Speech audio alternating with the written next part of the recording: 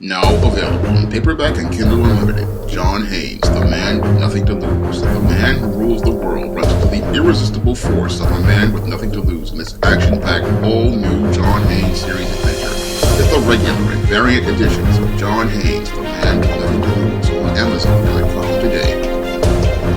I wanted to make a video about the murder of Ahmad Arbury, but I wanted to get all of the information regarding the case before I went to air.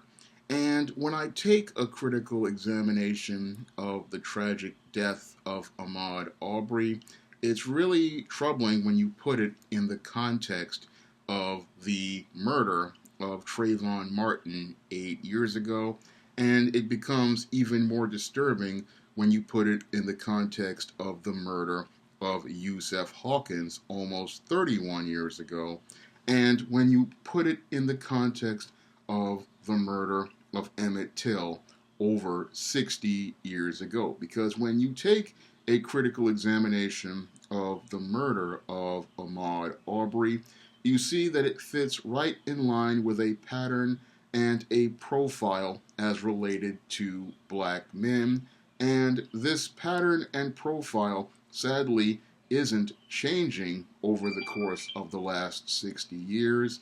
And in fact, this pattern is starting to get worse when you take a full critical examination of the death of Ahmad Arbury in the context of history and the pattern and the profile that has been emerging over the past near decade. Because 8 years ago, Trayvon Martin was murdered by George Zimmerman, and over the course of the last 8 years, we have seen an increase in the frequency of these kinds of murders.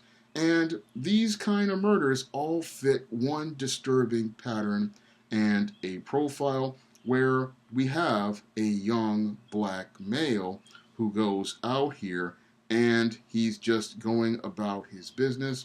He runs into one of these beta male whites or non-blacks, and this beta male decides, because he has peed on and marked his territory, and a black person has had the audacity to intrude on that territory, he is going to go and play the judge, the jury, and the executioner, and he is going to send a message with the murder of this black man that no other black people should ever come here. And that's the real disturbing thing as related to this paradigm, is that we're seeing, again, an increase of the frequency of these kinds of murders by these beta males, whether it be the case of Bakari Henderson, whether it be the case of Marquise McLaughlin. We have a whole host of these beta white males, and they're out here believing that they can be the law over any situation, and that their actions make them the law because they are white and they say so. And what's even more troubling about the murder of Ahmad Arbury is we see that over the last 8 to 10 years, there has been no effort to check these wannabe vigilantes and these wannabe rulers over these fiefdoms by our American judicial system. And that precedent sadly was set by our black president of the United States, Barack Obama. Now, your Barack Obama, I believe, could have stopped this whole increasing trend of black males being murdered by these beta white males, and he could have set a line in the sand by doing something about your George Zimmerman. Because had he directed his Attorney General at the time, Eric Holder, to file your federal civil rights charges against your George Zimmerman, that would have put a line in the sand for these beta males, and it would have established a legal precedent that would send a message to them that if they decide to try to call themselves being the so-called rulers over their fiefdoms, that they would have to answer to the executive branch of the United States of America. Because when your Barack Obama did not take action against George Zimmerman, what he did was give these suburban terrorists a license to continue practicing their suburban terrorism, because that's what these individuals truly are. These are suburban terrorists, and these suburban terrorists, what they want to do is they want to use their weapons as a way to gain power in those communities, because these men, I'm not going to even call them men, these males are very insecure in their manhood. They're very insecure about their masculinity, and they want to protect their so-called smooth world.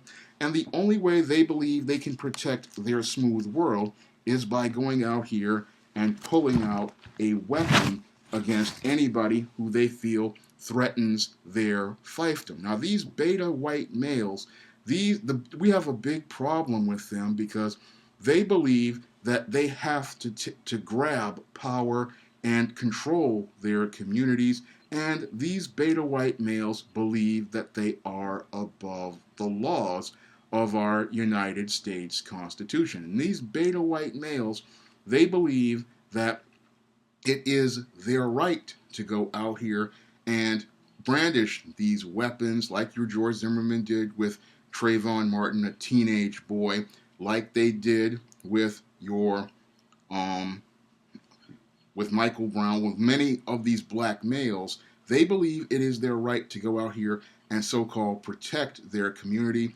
But the critical question most people need to ask about individuals like the men who murdered Ahmad Arbery and George Zimmerman is, who appointed you to be the one to do these things? I mean, we have police departments that can go out here and do their job, but these individuals believe that they don't need to follow the same policies and procedures that a police detective would do, or go out here and follow those procedures as related to standard. And what was really even more troubling about this Ahmaud Arbery case is that this is a former police officer who supposedly understood procedure, but was decided to go on his emotions as related to, I believe, race in this case, because I believe he would not have gone out there with brandishing weapons had this been another white man who had been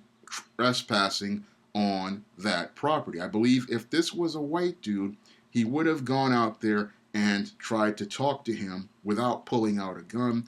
But because they saw a black face on that video, that's what triggered this response in these beta males. Because when it comes down to these beta males, when they see a black face, they see a threat to their smooth world, and that's what leads to these men looking to terrorize these black men out here.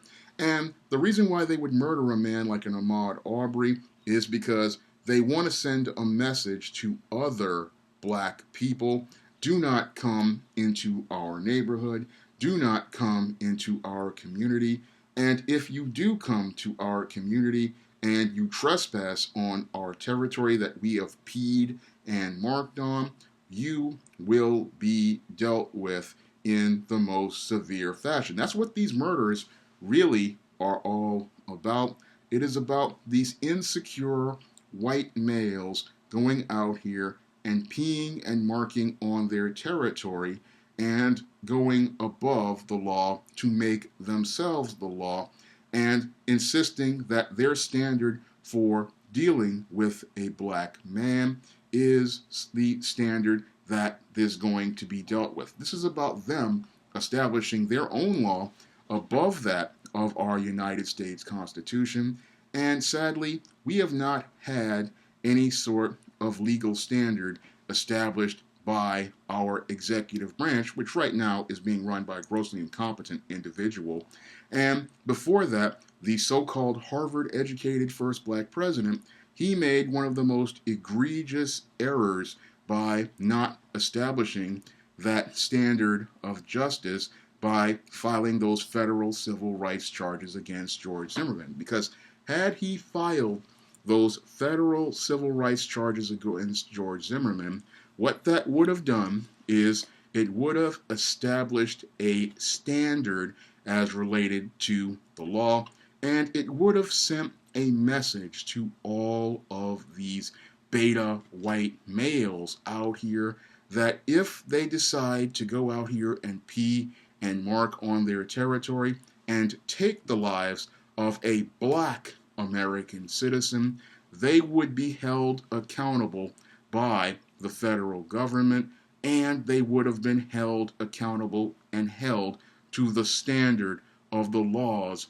of the United States Constitution. But your Barack Obama, because he wanted to be the president of all the United States and not just black America, he wanted to give these beta males a pass. And because he gave these beta males a pass, we started to see an increase in the rise of these murders of black men. And even worse, we started to see the rise of people like Donald Trump becoming emboldened politically.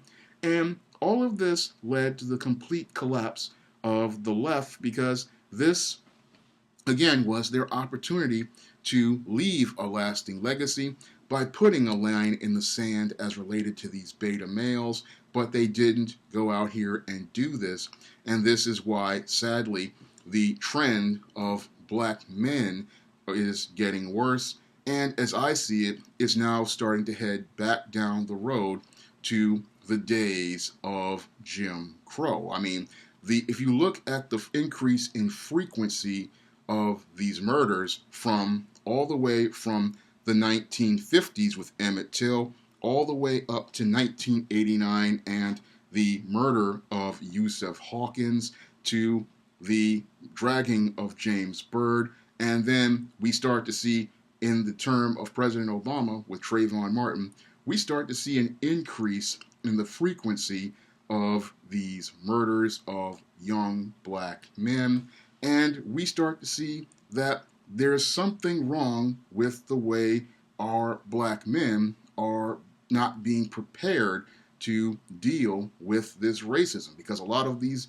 young black males out here on the other side, they're still buying into the ideas and false concepts of integration, and they're also buying into the false concepts of post-racial. So a lot of these young men, they are not being taught the unwritten social rules as related to engaging out here. And that's something I really believe is due, again, partial to the single mother households a lot of these boys have been raised in, and due to the lack of interactions between them and black men. Now, when I was a boy and I was entering my teen years, I learned these unwritten social rules regarding social interactions with whites and non-blacks like Hispanics and Asians. And learning those rules saved my life numerous times. But a lot of the young brothers out here, they're not getting that lesson as related to unwritten social rules, like your Bakari Henderson, who thought he could be an individual out in Greece, like your Trayvon Martin, who thought he could just go like he wants to go, and like your many others out here, they're not getting that lesson in unwritten social rules. Now, I'm not saying that this was the fault of Ahmad Arbery, but a lot of our young brothers, they need to start learning these unwritten social rules, because these beta male mayonnaise mutants out here, their whole approach to black men is to see them as an enemy, to see them as a threat, and see us as a danger. And these men, again, they pee and mark on their territory, and when they see another black man entering their area, their approach is not to think that you are just passing through. They see you as an enemy, they see you as a threat, and they want to eliminate that threat to their smooth world. So you have to be on point when you're out here. You have to understand the unwritten rules of engagement.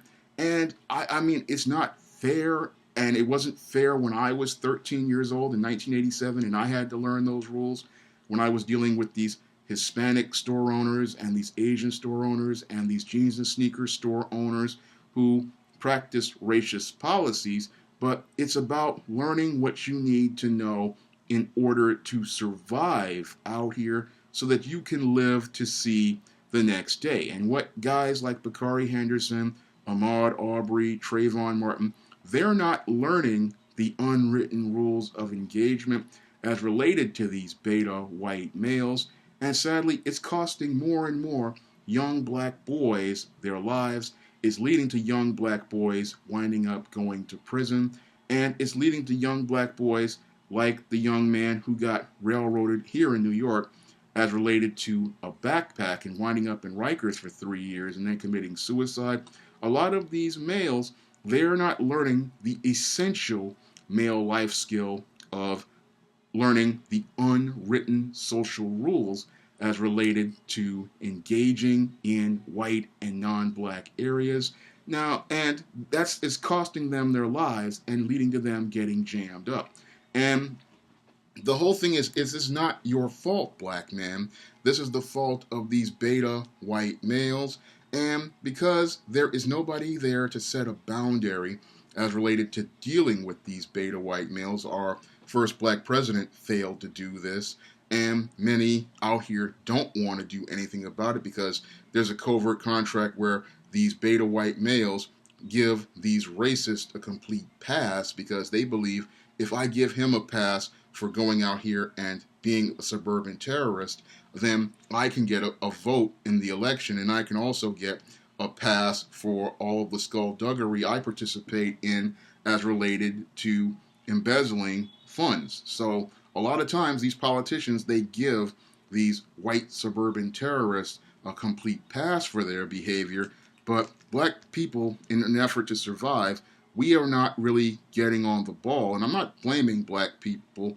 I'm saying that we need to start educating ourselves because this is information that a lot of our young brothers aren't getting that is costing them their lives. Because when I look at Ahmad Arbery on that tape, it reminded me of myself at 14, 13 years old out here. Now, I know he was in his 20s, but I remember being a teenager out here, and I used to believe the same thing that he believed, and many other brothers out here believe.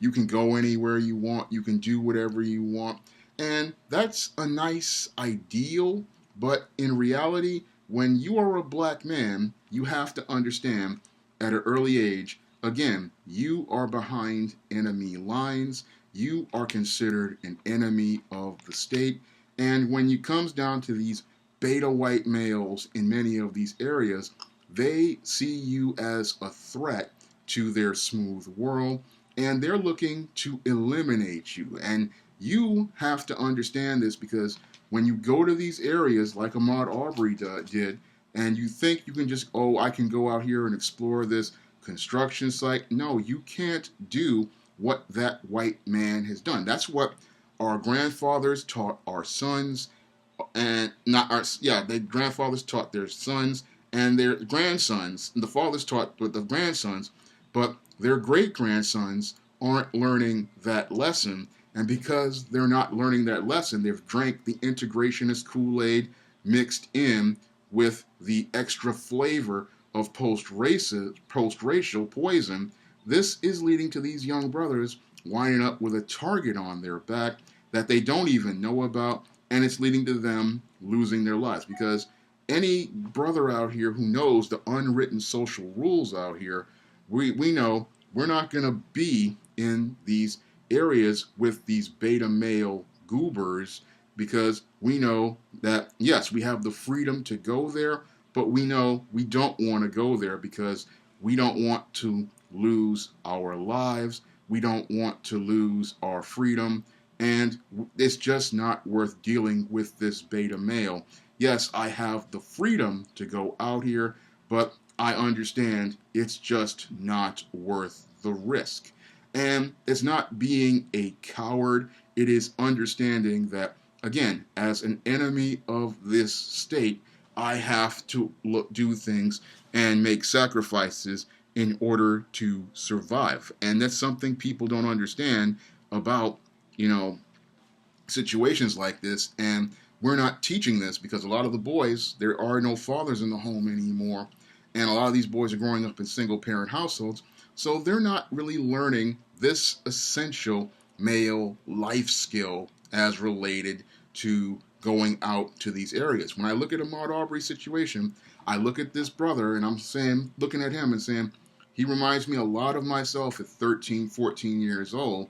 And the sad part is, nobody sat this young brother down and talked to him and told him, look, if you want to go jogging, you can't do that going into these other people's neighborhoods, because when they see a black face, they see a threat. And when they see a black man running, they see a criminal. And that's a debate I had with my own father back when I was in high school. I mean, he told me that I should go out running, and I said I can't go out running, because if I go out here running, then they see a black man running, they're going to think I'm a criminal, and that's going to lead to me winding up in a situation with the police, or it's going to wind up leading to me with a bullet in my back. And it was something that I understood at an early age, again, because I understood those unwritten social rules, and I understood how dangerous it is out here. I mean, I learned these unwritten social rules at an early age, but a lot of these guys, they're not learning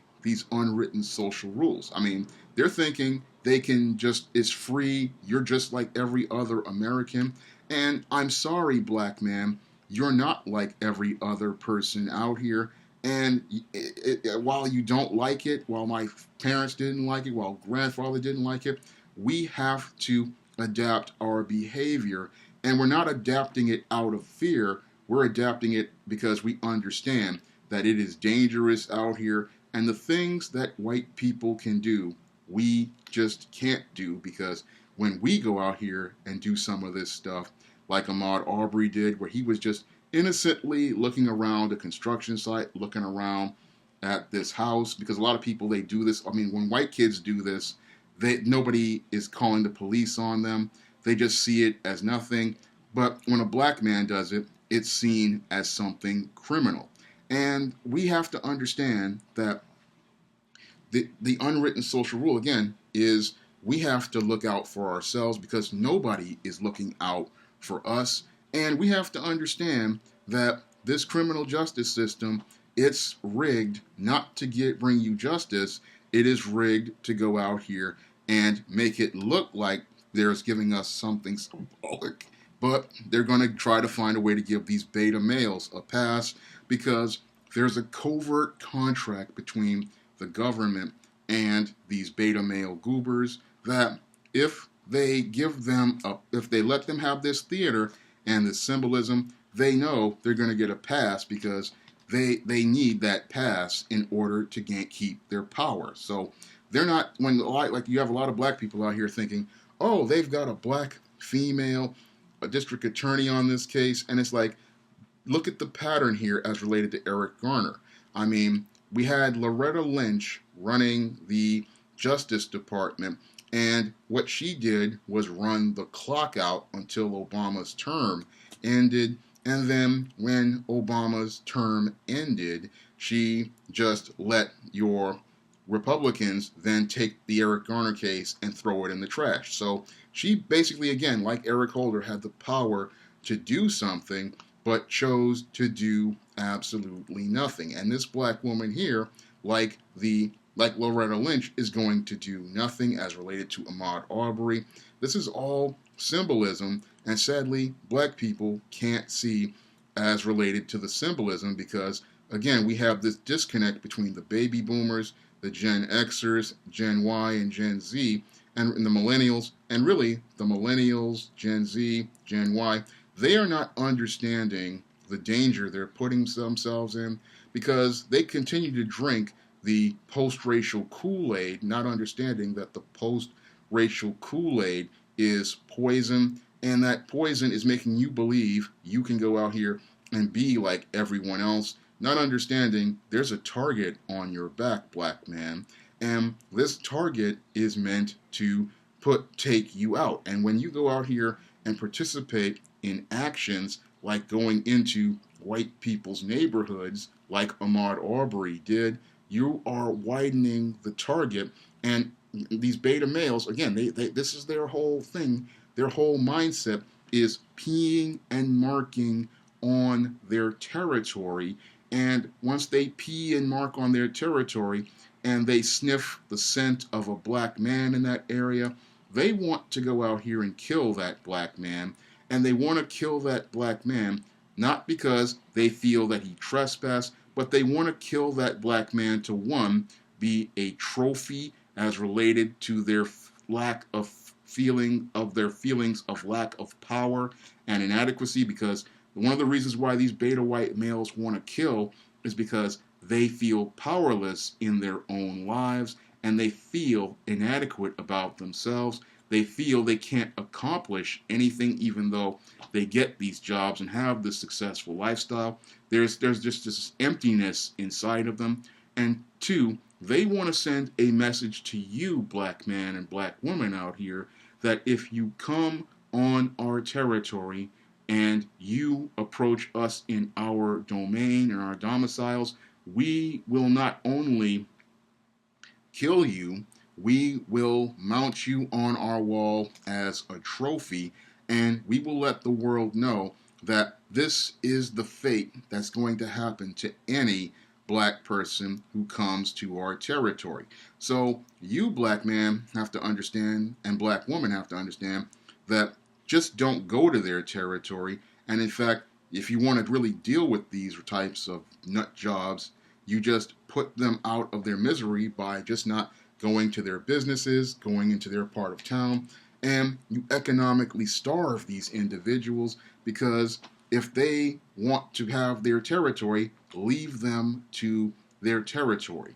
And yeah, you might have to that's the only way you can deal with them, and that's the only way you can deal with this type of racist, whether they be a white racist, a brown racist, a yellow racist, is you have to go out here and come up with you have to deal with them economically, because if you march and protest, this has no effect on them, and that's not going to get you the tangible of justice. The only way to deal with this type of racist is through economics, because economic power is how you get political power, and you use that economic and political power to put these guys out of commission, because these beta males, they can be dealt with, but the whole thing is black people's approach to dealing with them fails, because they want to march, they want to protest, and marching and protesting has gotten us no justice for Trayvon Martin, no justice for Michael Brown, no justice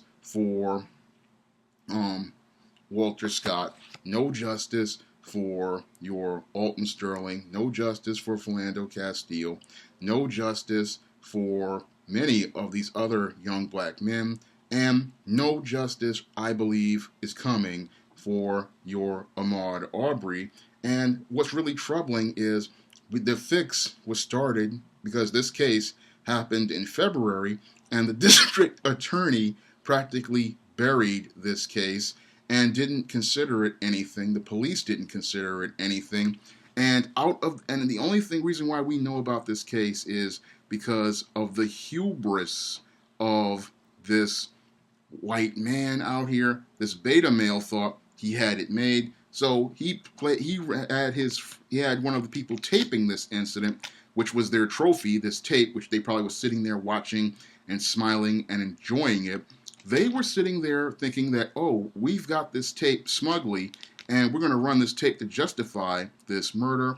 And that's the only reason why we know about this murder, is because this guy had one of his friends taping this lynching, and they were taping this lynching for to be their, again, own souvenir, like the Ku Klux Klan before them, because these beta males who pee and mark on their territory, like George Zimmerman. They're no different than a Klansman, and that's the only reason why we know about this. But God's divine hand allowed us to see the injustice here, and the thing is that we have to really understand again that we need to start doing things differently, because I'm seeing again this whole paradigm shift for the worse, where we're starting to see an increase in these frequency of these murders of black men. I call them lynchings of black men.